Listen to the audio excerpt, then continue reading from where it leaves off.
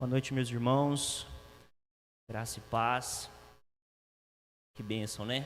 Podermos iniciarmos a nossa semana diante do Senhor, colocando a nossa vida, a nossa semana, a nossa família. Isso é um privilégio do Senhor para a nossa vida, amém?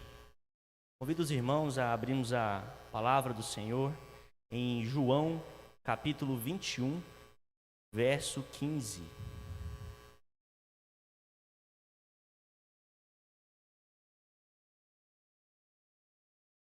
João, capítulo 21, verso 15.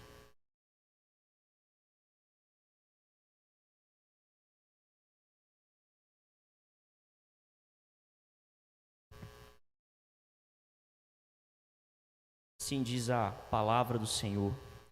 Depois de terem comido, perguntou Jesus a Simão Pedro: Simão, filho de João, ama-me mais do que esses outros? Ele respondeu: Sim, Senhor, tu sabes que eu te amo. Ele lhe disse: Apacenta os meus cordeiros. Tornou a perguntar-lhe pela segunda vez: Simão, filho de João, tu me amas? Tu me amas? Ele lhe respondeu: Sim, Senhor, tu sabes que eu te amo. Disse-lhe Jesus: Pastoreie as minhas ovelhas. Pela terceira vez, Jesus lhe perguntou: Simão, filho de João, tu me amas? Pedro entristeceu-se por ele ter dito pela terceira vez: Tu me amas? E respondeu-lhe: Senhor, tu sabes de todas as coisas. Tu sabes que eu te amo. Jesus lhe disse: Apacenta as minhas ovelhas. Em verdade te digo que quando era mais moço, tu te cingias a ti mesmo e andava por onde querias.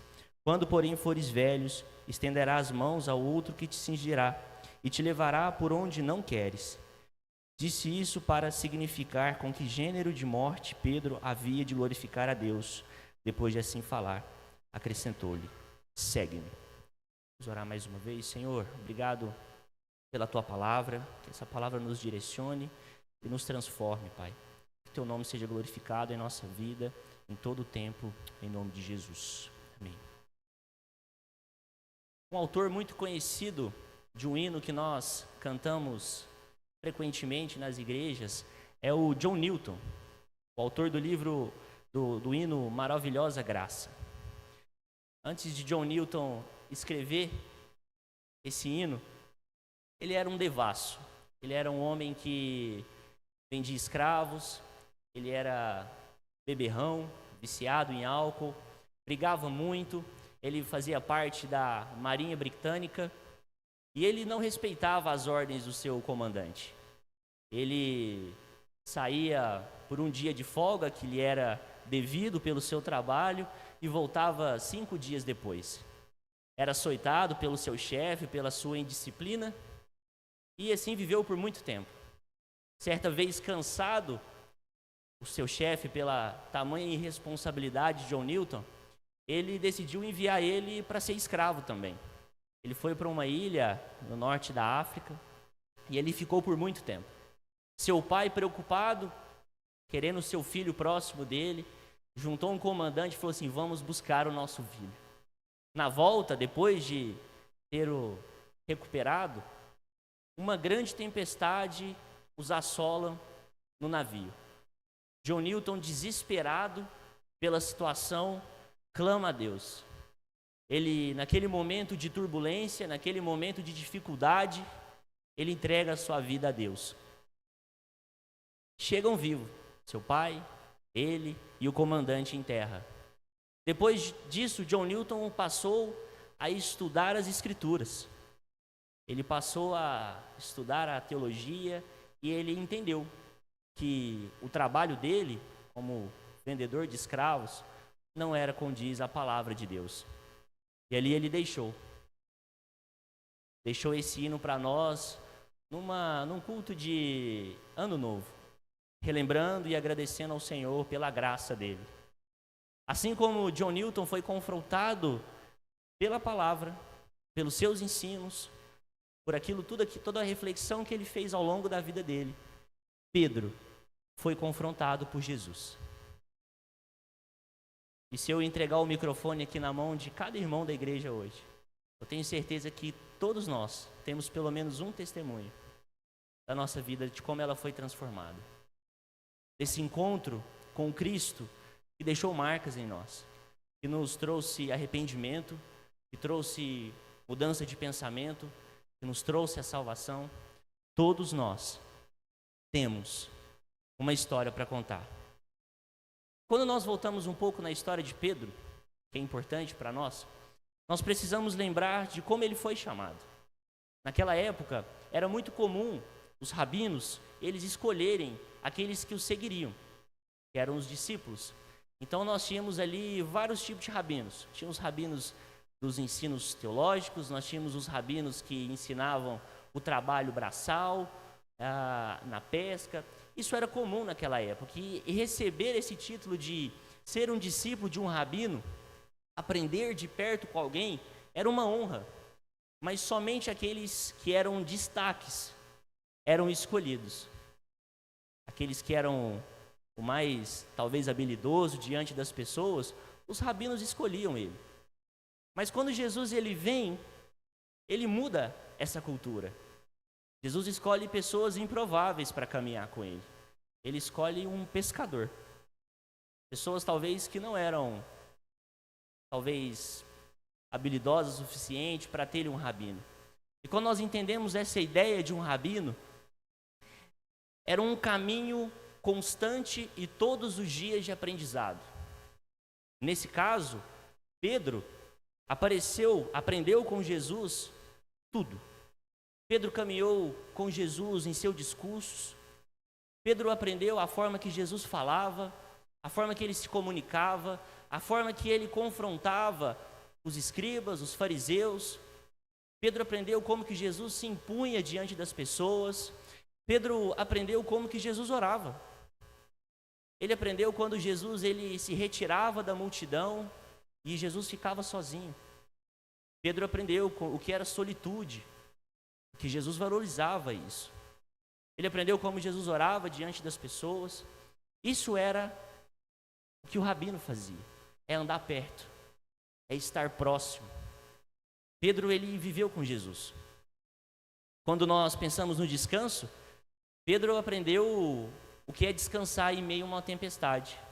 Naquele barco, com as águas agitadas, Pedro viu Jesus dormindo.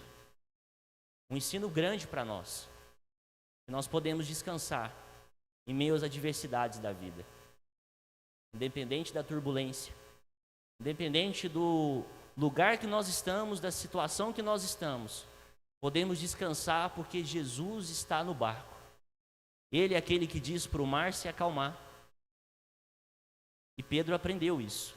Pedro viu os ensinos, Pedro viu aquela vida privada de Jesus, Pedro viu o poder de Deus através ali de Jesus. Pedro viu os milagres. Pedro viu a ressurreição da filha de Jairo. Pedro viu a multiplicação dos pães e dos peixes. Ele viu como Jesus era poderoso. Assim como naquela vida privada, comum e rotineira, ele também viu quão grande era Jesus. Bom, nós aqui temos um exemplo de uma pessoa que andou tão próximo e como foi que ele falhou? Ele viu um poder, ele viu a autoridade, ele viu os ensinos, ele viu que Jesus realmente era o Filho de Deus em seus discursos. Mas Pedro fraquejou. Quando nós nos lembramos de Pedro sobre as águas, nós vemos aqui como Pedro ele era impulsivo, muito igual a nós diante da vida. Rápidos para tomar uma decisão, rápidos para dar uma resposta, e que muitas vezes nós precisamos pedir desculpas depois. Pedro era impulsivo. Pedro era eu e você.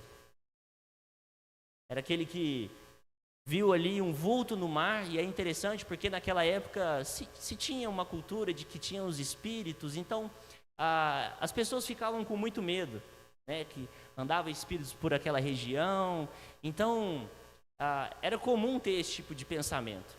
Por isso que Pedro fala, olha, se é o Senhor mesmo, me manda ir contigo. E Pedro vai, diante da sua impulsividade, sem pensar, ele começa a caminhar nas águas. Mas quando ele observa que a impulsividade passa, e que agora ele precisa manter os olhos fixos no Senhor, ele olha as adversidades, ele olha que não há um chão para pisar, e ele afunda. Independente disso, Cristo está diante dele e o resgata. Pedro viu essa autoridade de Jesus, andou muito próximo.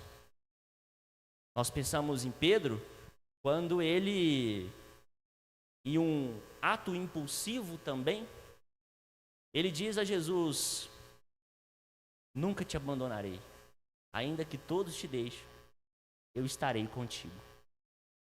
Ele promete fidelidade ao Senhor, mas o negou. Aquele que foi escolhido dentre os mais improváveis, aquele que viu milagres, aquele que viu a autoridade de Jesus sobre a vida e a morte, aquele que andou sobre as águas no momento de maior dor de Jesus, Pedro diz que nunca o conheceu. Pedro nega diante da vida, diante de um testemunho. Depois de tantas promessas, ele deixa aquele que caminhou perto dele, não diferente de nós. Quando nós, diante da maior dificuldade que nós enfrentamos na nossa vida, nós escrevemos listas daquilo que nós deveríamos mudar. Nós prometemos coisas a Deus, nós fazemos promessas, nós falamos: eu não vou mudar, nunca mais. Quando é que elas serão cumpridas?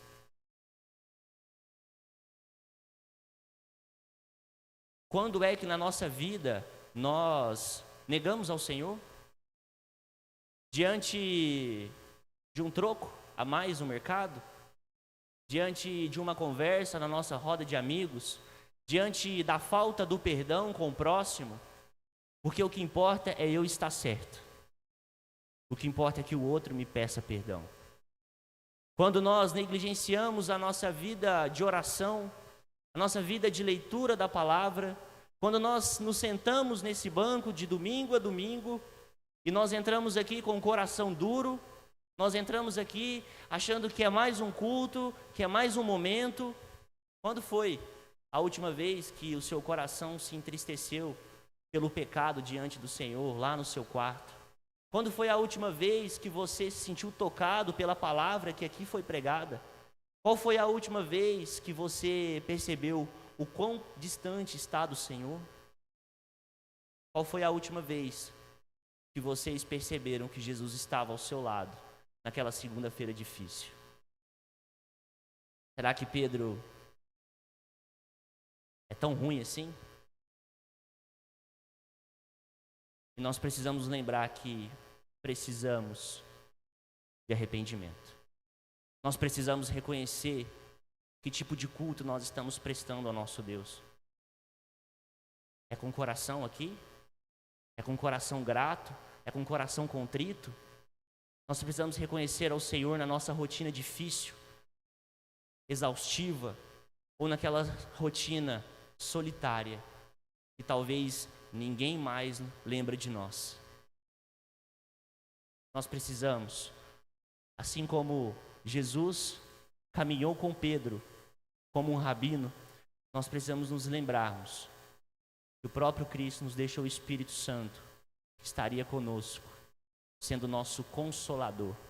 E uma definição que em meus estudos, eu descobri que essa palavra do Espírito, esse encorajador, essa pessoa que fica nos motivando, é esse Deus que está ao nosso lado, dizendo: eu estou aqui.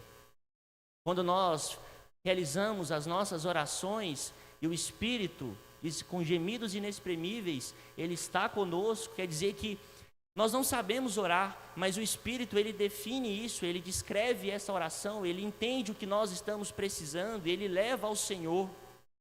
Às vezes nós chegamos com oração grande, uma oração talvez egoísta, e o Espírito fala: ele só precisa de arrependimento. Ele precisa de mais em comunhão com o Senhor. Esse é o papel do Espírito no nosso dia a dia. Aquele que nos encoraja, aquele que nos chama para perto. Qual foi a última vez que a sua leitura da palavra não foi somente para você marcar lá na sua leitura anual. Uma leitura rápida, uma leitura sem entendimento, apenas para cumprir tabela. Quando é que nós deixamos Jesus de fora da nossa vida? Será que nós, com as nossas atitudes, temos dito, não conheço ao Senhor? Essa é uma noite de nós nos reconciliarmos com o Senhor. De coração, de mente, de conduta. De nós acordarmos amanhã cedo e colocarmos de fato a nossa semana diante do Senhor. De nós nos perguntarmos, Senhor, aonde é que eu tenho errado? Para quem eu preciso pedir perdão? Como eu posso te amar mais? Como eu posso te servir mais? O que eu preciso fazer para estar mais perto de ti? Jesus foi crucificado sozinho. Jesus caminhou sem aquele que prometeu que estaria com ele. Ele enfrenta a morte. E após a ressurreição, que é o texto que nós lemos, Jesus ele compartilha uma refeição matinal com seus discípulos na praia. E esse momento é o pano de fundo para uma conversa crucial com Pedro. O diálogo, ele não é apenas um acerto de contas, mas um processo de reabilitação profunda, onde o Senhor confronta o passado de Pedro para pavimentar seu futuro como líder da igreja primitiva.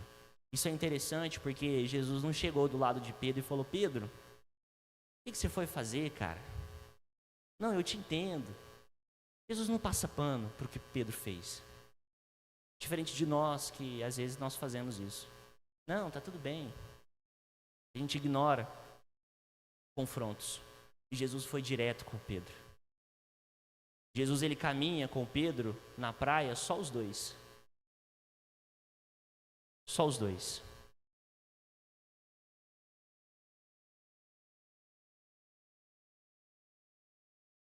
Senhor, nos aponte quais são as nossas falhas aqui. Nós viemos refletir diante disso. Primeiro ponto, a tríplice pergunta e a natureza do amor. Jesus pergunta a Pedro 3 vezes, tu me amas?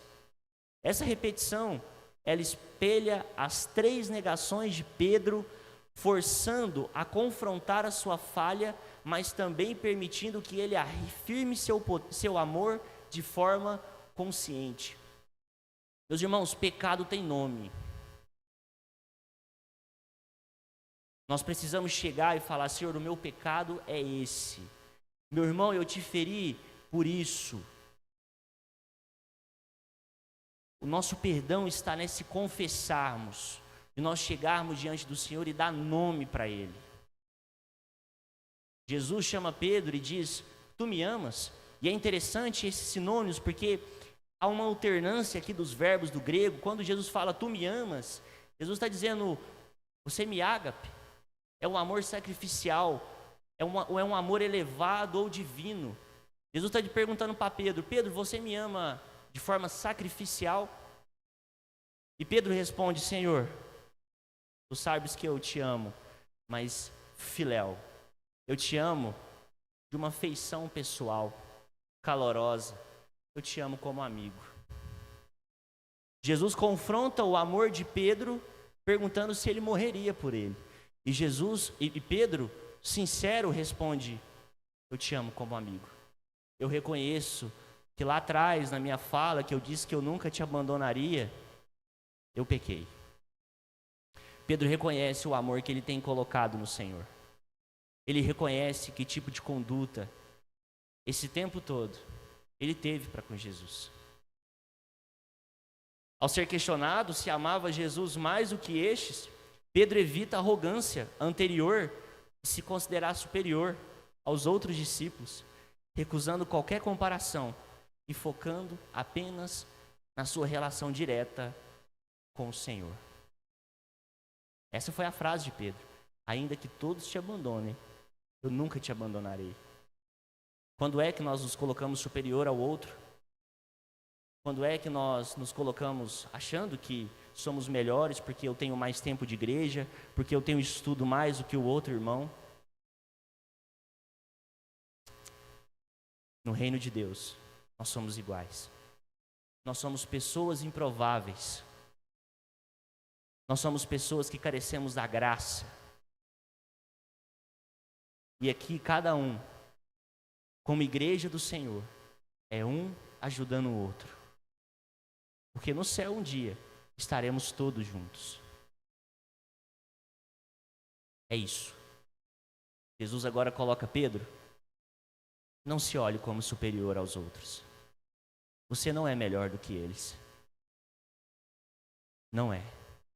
Esse é um confronto direto de Jesus para com Pedro. Nós temos a transição da missão, uma vez pescador, agora a pastor. A restauração de Pedro, ela vem acompanhada de uma nova comissão. O texto mostra agora uma mudança significativa na vocação de Pedro. Agora ele vai apacentar o rebanho. No primeiro chamado de Pedro, ele deveria pescar pessoas. Ou seja, algo mais tranquilo, como se fosse um evangelismo inicial. Mas agora, Jesus indica que essa missão evoluiu para o cuidado pastoral e a manutenção da comunidade cristã. O que o pecado faz conosco? O pecado, nós estamos caminhando fixo a uma direção no nosso início de caminhada com o Senhor. Aquele primeiro amor, aquela dedicação, aquele envolvimento com a obra, quando nós perdoamos com facilidade, quando nós amamos com facilidade, e aí vem as dificuldades. Aquele primeiro amor esfria, a gente começa a ver os defeitos em todo mundo, e a gente se esquece do Senhor. E é interessante porque Pedro foi chamado pescando na areia da praia, e o Senhor encontra ele, depois de o negar, fazendo a mesma coisa. Pedro volta a fazer o que ele sabia. Pedro abandona a vocação que o Senhor lá atrás tinha dado para ele. Aonde é que você está, meu irmão? O que é que você deveria ter feito para o Senhor que você abandonou por conta do pecado? O que é que você deveria estar fazendo e por uma dureza de coração, parece que não importa mais? Essa noite, o Senhor está aqui para nos reconciliarmos com Ele, para que nós venhamos deixar as nossas redes, deixarmos os nossos achismos, deixarmos de vivermos como nós queremos viver e nos lembrarmos que aquele que começou a boa obra, Ele é fiel para terminar. Que aquele que tem um plano, aquele que é o soberano sobre todas as coisas, Ele já escreveu a nossa história. E não há nada que nós possamos fazer para mudar 1 centímetro do curso da história da qual Ele escreveu para a nossa vida. Jesus disse: você será pescador de homens. E assim Pedro foi. Independente do jeito dele, esse perfil impulsivo, expansoso, independente daquilo que Pedro fez com ele, negando a promessa do Senhor, a palavra do Senhor, ela não volta, ela é cumprida. A soberania do Senhor, ela é superior à nossa condição finita, ao nosso pecado, porque o Deus é o autor da história, e é essa a nossa segurança. Agora, Pedro recebe agora uma nova condição diante do Senhor. Ele é o pastor. Ele é aquele que no seu primeiro sermão 3.000 almas se convertem. Ele é aquele que se torna o líder da igreja. Aquele que negou. Como eu disse no começo, tenho certeza que nós aqui temos, todo mundo, um pecado, uma superação, mas nós temos também a oportunidade de sermos exatamente aquilo que Deus escreveu para nós. O Supremo Pastor delega a Pedro a responsabilidade de cuidar do rebanho de Deus com fidelidade. Uma tarefa que Pedro mais tarde exortaria outros líderes a cumprirem com a mesma dedicação. Ponto 3. O custo de seguir a Cristo e o martírio. O ponto final desse texto, ele trata da seriedade do compromisso de seguir a Jesus, que para Pedro levaria ao sacrifício supremo. A profecia sobre o fim, Jesus ele usa palavras enigmáticas sobre Pedro estender as mãos, ser levado para onde não deseja. João interpreta isso como uma referência clara ao martírio de Pedro, morte por crucificação. Ele estava identificando como é que Pedro morreria. Mas agora ele faria isso para a glória do Senhor. Jesus encerra a conversa da mesma forma que ele encerrou o primeiro chamado de Pedro: segue-me. No entanto, agora, o seguimento inclui seguir também a morte. Isso marca esse cumprimento da promessa que Pedro fizera prematuramente no cenáculo: por ti te darei a própria vida. Aquilo que Pedro declarou lá atrás, Jesus agora, sim, você morrerá por mim. Não será mais uma promessa vazia, agora não é da boca para fora, Pedro. É interessante porque quando há um confronto diante do pecado de Pedro, ele se arrepende e ele segue a Cristo novamente. Qual é, meu irmão? O que você precisa colocar diante do Senhor? Esse é o momento que nós refletimos sobre a nossa vida. Nós podemos hoje ter uma conduta diferente diante do Senhor. Há tempo. O Senhor quer comunhão conosco. Há uma promessa vindoura de que no último dia Ele estaria conosco. Ele nos resgataria com um grande banquete e nos dirá: vinde benditos de meu Pai. Vinde. Esse é o momento da reconciliação. Nós pensamos agora numa conclusão do fracasso à fidelidade. Pedro começa na praia como um pescador que falhou, mas ele sai de lá como um pastor comissionado para o sacrifício. Assim como John Newton, ele é alcançado por Deus no lamaçal do pecado. Pedro, diante da traição, ele recebe o convite de abraçar a restauração da comunhão dele com Cristo. Deixe hoje toda essa amarra, todo pensamento contrário, toda essa dureza de coração. Se coloque diante do Senhor. Há um caminho muito bonito com o Senhor. Há um chamado do Senhor para nós. Na sua profissão, na sua casa, na sua realidade. E o melhor de tudo, comunhão com o Senhor. Dia a dia. Amém? Vamos orar, meus irmãos. Vamos colocar o nosso coração diante do Senhor. Vamos pedir para que Ele nos quebrante, para que Ele nos traga de volta aquela comunhão plena. Coloque diante do Senhor a dureza do seu coração, aquilo que o Espírito Santo ministrou ao seu coração, de que precisa de arrependimento. Senhor, nós agradecemos pela exposição da Tua Palavra. Agradecemos porque o Senhor nos permite, Pai, nos arrependermos, através do Teu sacrifício, da Tua graça para conosco, Pai. Assim como Pedro foi reconciliado com o Senhor, assim como Pedro, Pai, foi confrontado com o pecado dele, ele recebeu a restauração direta do Senhor. Nós pedimos, Pai, tem misericórdia de nós.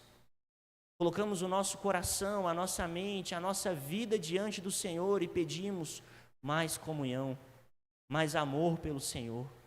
Que nós sim, Pai, tenhamos um amor sacrificial pelo Senhor, um amor que pensa no Senhor acima das nossas vontades, acima dos nossos desejos, dos nossos planos. Que o Senhor seja o primeiro, Pai. O Senhor é o Deus da nossa vida, o Senhor é o Deus da história, o Senhor é o Deus que morreu por nós, o Senhor é o Deus que encarnou para nos trazer de volta a reconciliação, Pai.